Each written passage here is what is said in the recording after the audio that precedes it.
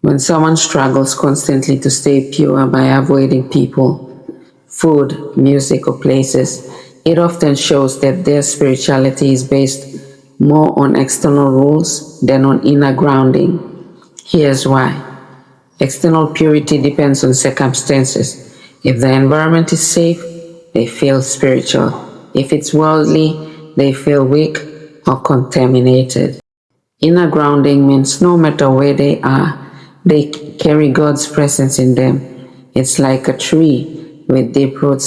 Storms may shake its leaves, but the roots hold it firm.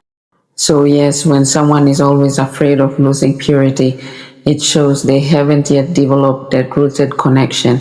Instead of growing inward strength, they rely on outward separation. True spiritual strength is not about escaping the world, but standing firm in it. Purity flows from within, not from constant avoidance. Let's lay it out side by side so it's clear.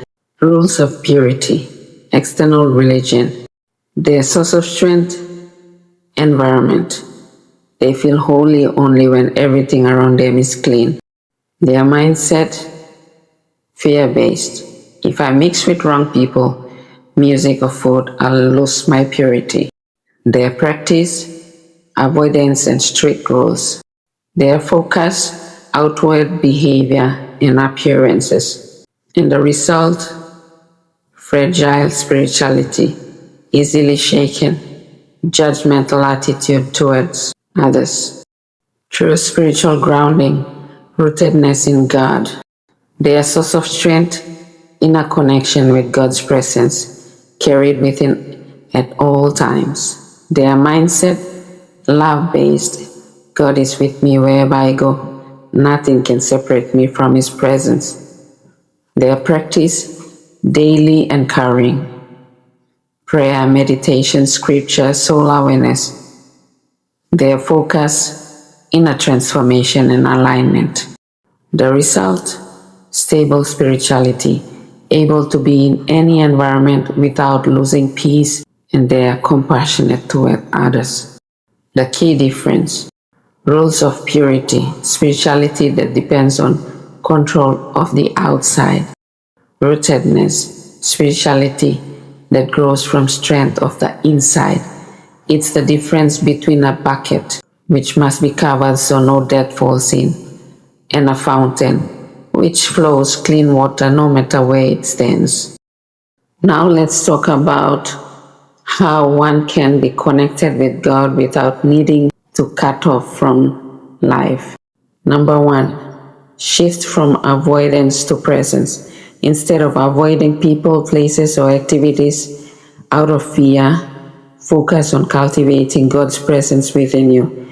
If you are rooted in that presence, external things will have far less power to disturb you, as Jesus prayed in John 17:15. I do not ask that you take them out of the world, but that you protect them from the evil one. The point was not isolation, but inner protection. Number two, daily anchoring practices. Establish practices that ground you in God every day. Prayer, meditation. Center your heart and mind before you step into the day. Scripture or sacred reading. Nourish your spirit with truth. Breathe prayers or short affirmations. Remind yourself throughout the day of God's presence. I am in you and you are in me. This keeps your inner life stable even if the outer environment shifts. Number three, reframe the world as sacred. See God not just in holy spaces but everywhere. People, nature, work, even music.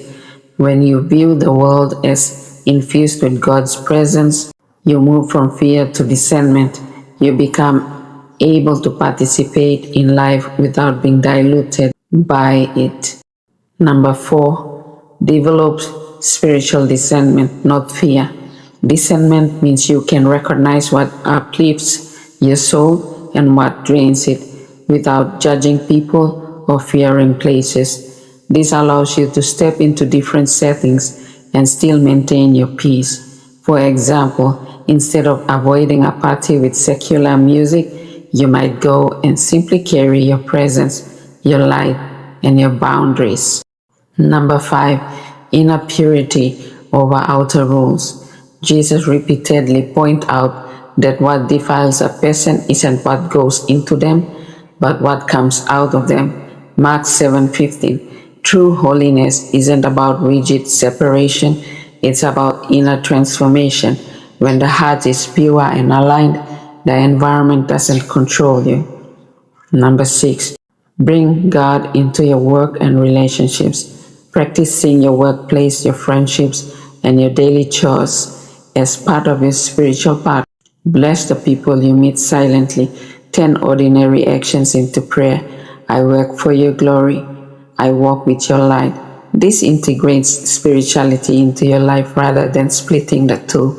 Number 7, healthy boundaries, not walls.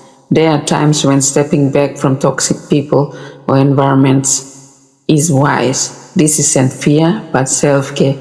But the goal isn't permanent isolation. It's to remain open, yet anchored, compassionate, but not entangled. Key insight. True spirituality is rootedness, not retreat. When you cultivate God's presence within, you can walk through any environment, still remain whole. Spiritual maturity is being in the world but not of it, able to love, serve, and shine without losing yourself. We cannot separate God from realities of life.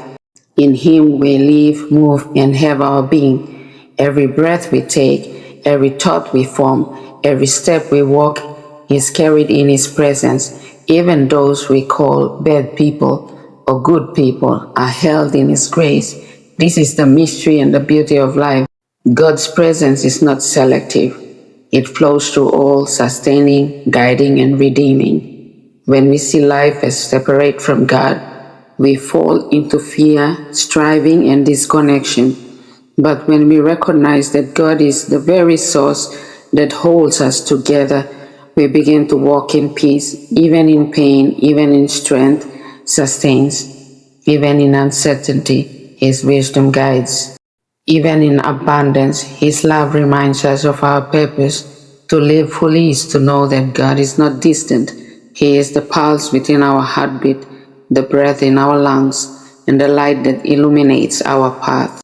Life becomes sacred when we realize He is woven into every reality we face, and that grace touches all without distinction.